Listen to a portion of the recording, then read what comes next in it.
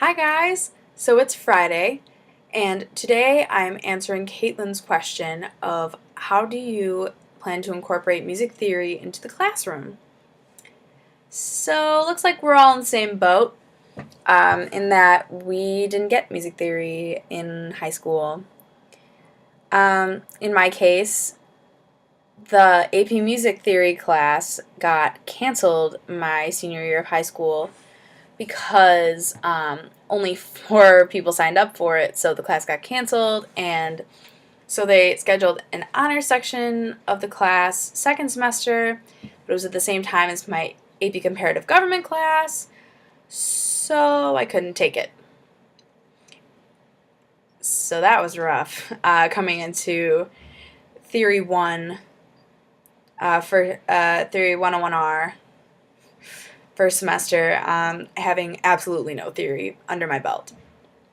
So I think it's really important. I think you know having in your honors ensembles, incorporating sight singing as a part of the grade, maybe once every 2 weeks or once a month, have a sight singing exercise, where have all the students go out in the hallway and have them come in one by one and do a sight reading on solfege.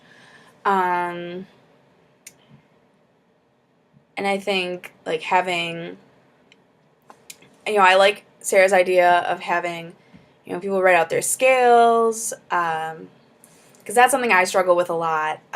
Remembering, all the notes in the different keys when I don't have a key signature right there.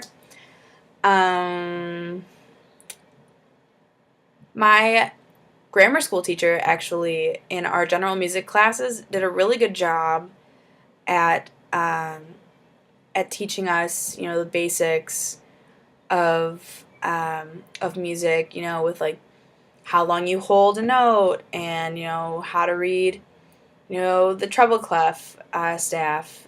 We didn't ever touch on bass clef that much, just because most grammar school students are not going to be reading bass clef unless they're an instrumentalist, because most boys are either still singing in treble voice or in the middle of their voice changing. So, you got a mixed bag there, but most of them are going to be reading the treble clef. So, and she also did a really good job at music appreciation kind of stuff. We looked a lot at classical music stuff, and then we had a whole jazz unit, and in 4th grade we had an opera unit. We went to go see a children's version of the Magic Flute, which is awesome that little kids are able to appreciate music like that. Yeah, and in 6th grade, when we were doing recorder, we had to compose our own piece, which is awesome. Granted, it's one line and you can do whatever you want, but it allows students to apply things that they're learning. So that's stuff to think about for a grade school classroom. I think it's more music appreciation stuff, but I still think that, when I was in grade school, I knew what staccato, marcato, and legato meant, what the different dynamic markings meant. But then when I got to high school, all the stuff that I learned from, kindergarten through 8th grade was the same stuff I was doing over and over again when we had our theory books.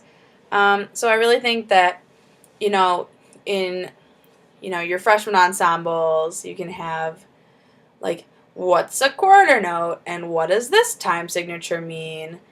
And, what are your conducting patterns? Those are things that, you just review with your freshman first semester.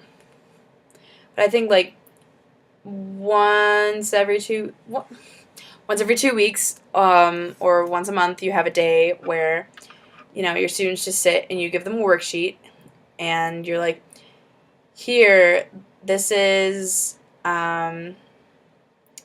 here's a line in C major, transpose it to E flat major.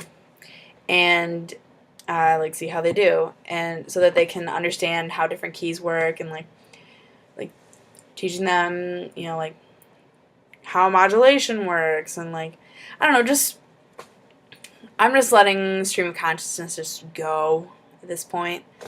But yeah, I know I definitely want to integrate it a lot more than I had, especially with sight singing, because I think that sight singing is really important, and understanding solfege is really important. So I think that those would be the two skills that I would really push.